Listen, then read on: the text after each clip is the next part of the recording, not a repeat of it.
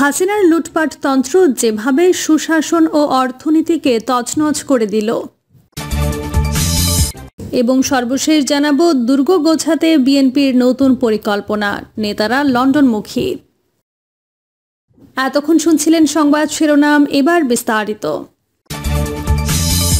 হাসিনার লুটপাট তন্ত্র যেভাবে সুশাসন ও অর্থনীতিকে তছনছ করে দিল। স্বৈরশাসক শেখ হাসিনা গত 5 আগস্ট গণঅভ্যুত্থানে ক্ষমতাচ্যুত হয়ে ভারতে পালিয়ে যান।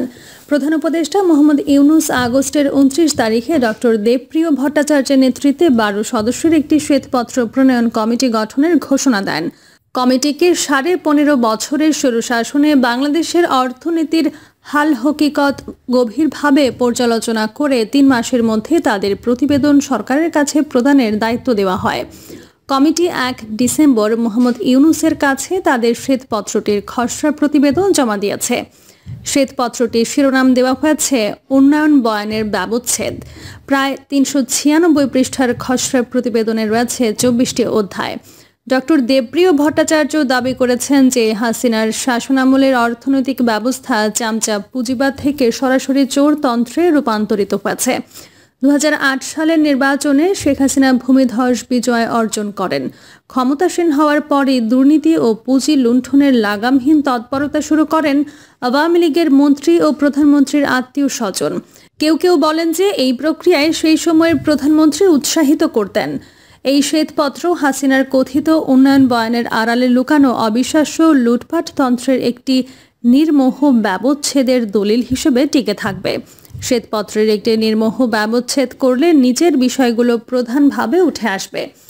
1. শ্বেতপত্র কমিটির গবেষণায় উঠে এসেছে স্বৈরশাসক হাসিনার 15.5 বছরের লুটপাট তন্ত্রের মাধ্যমে প্রতি বছর গড়ে $16 বিলিয়ন হিসেবে মোট $234 বিলিয়ন লুণ্ঠন হয়ে বিদেশে পাচার হয়েছে।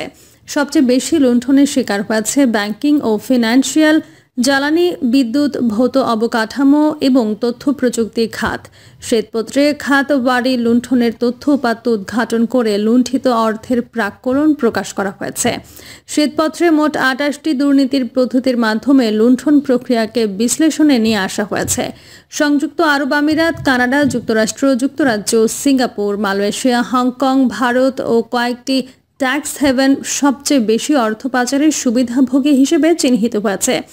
লুটেরা রাজনীতিবিদদের সক্রিয় পৃষ্ঠপোষকতায় অলিগার্ক, ব্যবসায়ী, আর্থিক খাতের খেলোয়াড়, দুর্নীতিবাজ, আমলা, ঠিকাদার ও মধ্যস্বত্বভোগী হাসিনার আত্মীয় স্বজন এবং ইনফ্লুয়েন্স প্যাডলার ও হুইলার ডিলাররা এই লুটপাট তন্ত্রের প্রধান চরিত্র। এই লুটেরারা পারস্পরিক সমঝোতার মাধ্যমে দেশের নির্বাহী বিভাগ, সিভিল প্রশাসন, বিচার বিভাগ, আইন বিভাগ, আর্থিক খাতের প্রতিষ্ঠানগুলো, সরকারি রাজস্ব আহরণ বিভাগগুলো ও বিনিয়োগ নিয়ন্ত্রণকারী বিভাগগুলোকে চরম দুর্নীতিগ্রস্ত করে ফায়দা হাসিলের অংশীদার করে ফেলেছে। দেশের বিনিয়োগ ও রাজস্ব আহরণকে তারা দুর্বল করে ফেলেছে। ধস নামিয়েছে বৈদেশিক মুদ্রার রিজার্ভে। দেশের সামষ্টিক অর্থনৈতিক ব্যবস্থাপনা ও সুশাসনকে তছনছ করে দিয়েছে। 2. কানাডায় 47 বিলিয়ন থেকে $100 বিলিয়ন পাচার হয়েছে। দুবাইয়ে 972 জন বাংলাদেশের রিয়েল এস্টেট সম্পত্তি রয়েছে। মালয়েশিয়ায় সেকেন্ড হোম কার্যক্রমে ঘরবাড়ি কিনেছেন ন্যূনতম 3600 বাংলাদেশি। সরকারের বার্ষিক উন্নয়ন কর্মসূচি থেকে প্রতি বছর গড়ে 23 থেকে 40% আত্মসাৎ করা হয়েছে।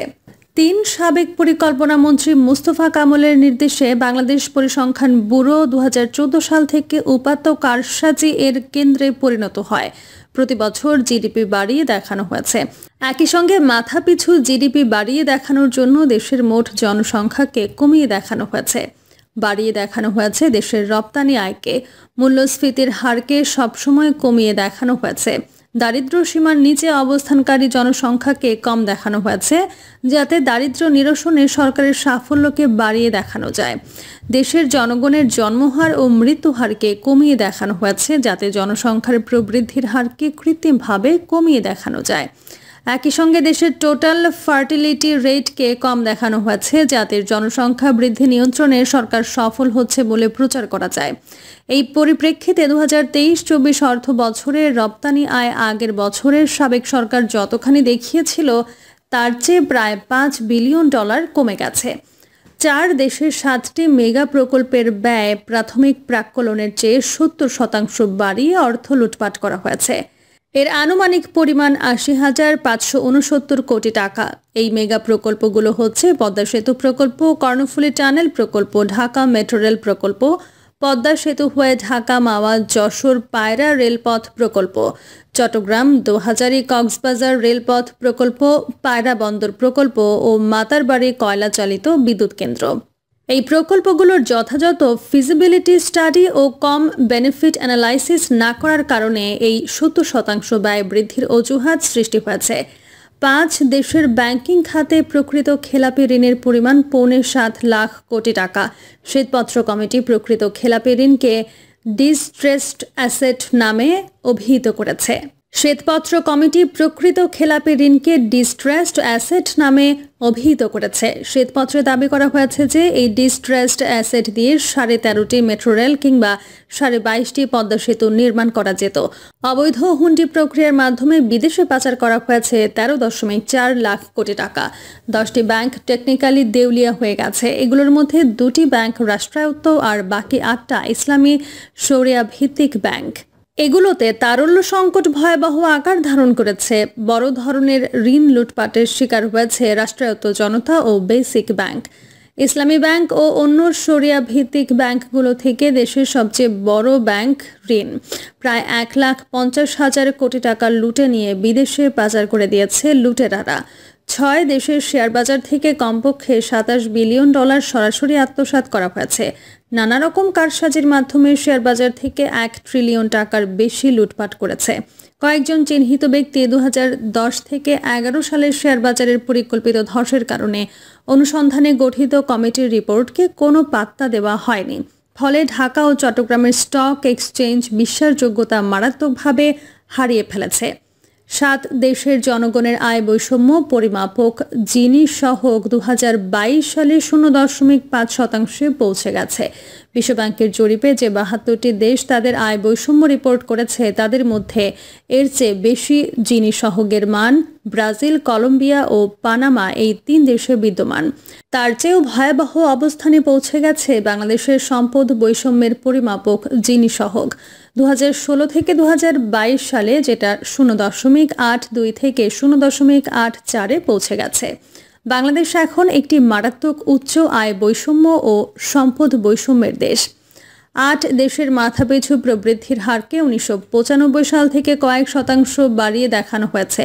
এজন্য উন্নয়ন অর্থনীতিবিদদের অনেকে বাংলাদেশের এই জিডিপি প্রবৃদ্ধিকে প্যারাডক্স বলে আখ্যায়িত করেছেন। স্বৈরশাসকের পতনের পর 2024-25 অর্থ বছরে বাংলাদেশের জিডিপি প্রবৃদ্ধির হার সাবেক সরকারের প্রক্ষেপিত 6.5%-এর চেয়ে কমে 5.8%-এ এসে দাঁড়াবে বলে প্রাক্কলন করা হচ্ছে। 9 আনুমানিক 77,000 কোটি থেকে 98,000 কোটি টাকা ঘুষ দুর্নীতির মাধ্যমে সরকারি কর্মকর্তাদের কবজায় চলে গেছে বলে শ্বেতপত্রে জানানো হয়েছে। 70,000 কোটি টাকা থেকে 1,40,000 কোটি টাকা রাজনীতিবিদদের করায়ত্ত হয়েছে বলে প্রাক্কলন করা হয়েছে। এই আমলা ও রাজনীতিবিদদের স্ত্রী সন্তানেরা পাড়ি জমিয়েছেন বিদেশে। দুর্গ গোছাতে বিএনপির নতুন পরিকল্পনা, নেতারা লন্ডনমুখী। বগুড়া বিএনপিকে শক্তিশালী করে তুলতে নেওয়া হচ্ছে নানা পরিকল্পনা। সম্প্রতি যুবদল, ছাত্রদল ও স্বেচ্ছাসেবক দলের কমিটি ভেঙে নতুন নেতৃত্ব সে উদ্যোগেরই উদাহরণ। তবে দল গোছাতে একের পর এক নেতাকর্মী বহিষ্কার, সতর্ক করার পরও তৃণমূলের দখল আর চাঁদাবাজি থামছে না। এ কারণে চাউর আছে শিগগির জেলা কমিটিও ভেঙে দিয়ে আনা হবে নতুন নেতৃত্ব। দুর্গের ভবিষ্যৎ নির্ধারণে এখন সব নজর দলের ভারপ্রাপ্ত চেয়ারম্যান তারেক রহমানের দিকে। সমাধানের আশায় জেলার শীর্ষ নেতারা ছুটেছেন সুদূর লন্ডনে। খোঁজ নিয়ে জানা গেছে বগুড়া বিএনপিকে শক্তিশালী করতে নতুন পরিকল্পনায় এগোচ্ছে দলের হাইকমান্ড। দলকে আগের চেয়ে আরও কার্যকর ও সুসংগঠিত করতে অতীতে বহিষ্কার করা নেতাদেরও দলে ফিরিয়ে আনার বিষয়ে ভাবা হচ্ছে। একই সঙ্গে সরকার বিরোধী আন্দোলনের সময় দলীয় নেতাদের ভূমিকা মূল্যায়ন করা হচ্ছে। একাধিক সূত্র জানিয়েছে নতুন ও পুরনো নেতৃত্বের সমন্বয়ে একটি শক্তিশালী কাঠামো গড়ে তোলার উদ্যোগ নেওয়া হচ্ছে। 2020 সালে 3 পৌর কাউন্সিলর সহ 17 নেতাকর্মীকে দল থেকে বহিষ্কার করা হয়েছিল। বহিষ্কৃত নেতাদের মধ্যে গত সরকারের সময় পুলিশের সব মামলায় স্থান পেয়েছিলেন সিপার আল বখতিয়ার, মাসুদ রানা, পরিমল চন্দ্র দাস, মেহেদি হাসান হিমু, তৌহিদুর রহমান বিটু ও দেলোয়ার পরাশী হিরো। দল পুনর্গঠনের এই সময়ে সেসব নেতার বহিষ্কারাদেশ প্রত্যাহারের ক্ষেত্র হয়েছে। এদিকে জেলা বিএনপির নেতৃত্ব 2 দশক ধরে 3 জন জ্যেষ্ঠ নেতার পালাবদলের মধ্যে সীমাবদ্ধ। বর্তমান সভাপতি রেজাউল করিম বাদশাহ, সাবেক সভাপতি ভিপি সাইফুল ইসলাম ও অ্যাডভোকেট AKM মাহবুবুর রহমান জেলার শীর্ষ পদে ঘুরে ফিরে থেকেছেন। সর্বশেষ 2022 সালের 3 নভেম্বর অনুষ্ঠিত সম্মেলনে রেজাউল করিম বাদশাহ সভাপতি ও আলী আজগর তালুকদার হেনা সাধারণ সম্পাদক নির্বাচিত হন।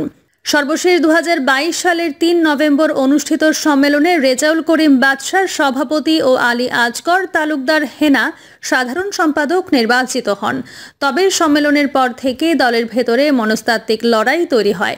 বিভিন্ন সময়ে জেলা বিএনপিতে কোন্দল প্রকট হয়ে ওঠে। নেতাদের মধ্যে বিরোধের সূত্রপাত হয় সম্মেলনের পরপরই। এর মধ্যে 5 আগস্টের পর সাধারণ সম্পাদক আলী আজগর তালুকদার হেনাকে সরিয়ে ভারপ্রাপ্ত সাধারণ সম্পাদক করা হয় সাবেক সংসদ সদস্য মোশাররফ হোসেনকে। হেনাকে সরানোর কারণ হিসেবে অনেকে বলছেন, আন্দোলনের সময় বারবার গ্রেপ্তার হওয়ার মাধ্যমে তিনি ইচ্ছা করে নিজের নাম ছড়াতে চেয়েছেন। প্রিয় দর্শক, এই ছিল এখনকার সর্বশেষ সংবাদ। আপডেট সব সংবাদ পেতে চ্যানেলটি সাবস্ক্রাইব করে বেল আইকনটি ক্লিক করে রাখুন।